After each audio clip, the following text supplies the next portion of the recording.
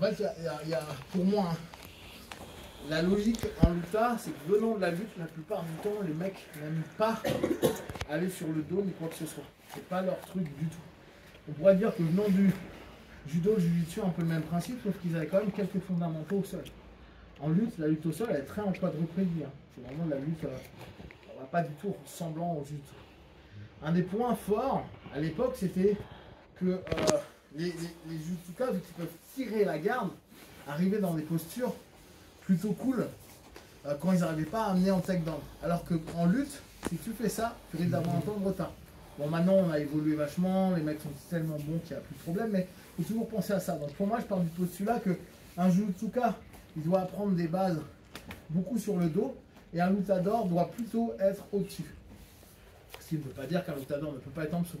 Mais vu qu'on a moins de grip, vaut mieux avoir les endroits où on a le plus de possibilités de gripper, c'est-à-dire les pieds et la tête quand on est au-dessus. Là en dessous, on en a plein. Le problème, c'est que le mec se laissera quasiment jamais faire et notre premier travail, il est sur les poignets. Et on galère. Alors qu'en gi, bah, on a tout le travail du gi. Donc, je peux un peu m'asseoir n'importe où si je dois m'asseoir. Et être en dessous, c'est hyper important. Enfin, en tout cas, pendant longtemps, et là je parle dans jiu-jitsu sportif, il valorisait les gens qui étaient en dessous plutôt qu'au-dessus.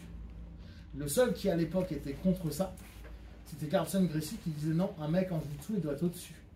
Les mecs en dessous sont moins forts. Et l'école d'Helio, donc Sammy Erickson et tout ça, ils disaient non, non, en dessous c'est là où on a le plus de possibilités. Et c'est vrai, on a le plus de possibilités d'attaque et de soumission. Mais je pense que Carlson a raison, sur un différentiel de poids-puissance ou sur un travail de contrôle et dans une notion de combat, il vaut mieux être au-dessus. Voilà, après c'est pour ça que je vous fais plus travailler, en tout cas au début, en dessous quand vous êtes en gi. Ok? Donc, on est toujours sur un travail fondamental au niveau de la garde fermée. Pour rappel, on a deux types de grippe, d'accord? Soit au niveau du lapel extérieur, soit au niveau du lapel intérieur. Pour nous. Okay, on continue notre scissor sweep. Donc, je change mon grip, je reprends, je pose mon appui. On pense à chaque fois qu'on a une garde fermée. C'est le hip escape qui est en priorité. Je pose pour éviter qu'il m'écrase. Et maintenant, je vais commencer à remettre ma jambe. Hop, je me mets en dressé. Et ce que je vous dis la semaine dernière, c'est ça que je vous demandais de travailler, quoi, il y a 2 semaines. D'ici, on sent que ça va être dur. Donc, il faut un peu descendre sans trop descendre. Si je descends trop, le risque, c'est qu'il m'écrase. Et là, je ne vais plus y arriver. Donc, il faut que je trouve l'angle qui me permette à la fois de créer du déséquilibre. Donc vous voyez bien cette notion que je crée, c'est j'ai ma cale là, j'ai l'autre cale là, et je fais un point de pivot, et je vais tenter d'aller par ici. Maintenant, si je suis trop haut, je vais bloquer. Bas, ça marcherait bien, mais je risque de me faire avoir. Donc il faut que vous trouviez l'angle. L'angle, pour moi, il est souvent sous l'aisselle, ici. C'est mon angle. Si je descends trop, il risque de m'écraser. Là, il ne peut pas trop m'écraser encore. Et je peux bien kicker et bien tourner pour venir reprendre. D'accord? Ce que je vous disais aussi il y a 15 jours, si vraiment il n'y a pas moyen, parce qu'il y a des moments où il n'y a pas moyen, vu que ça c'est une technique, et c'est l'intérêt pédagogique de ce mouvement-là, c'est une technique qui vous ouvre la garde, et c'est une technique en timing. Si le mec c'est un bloc à fond, tu mets bien en bas, 15% que je vais prendre, j'y arriverai pas. C'est mort.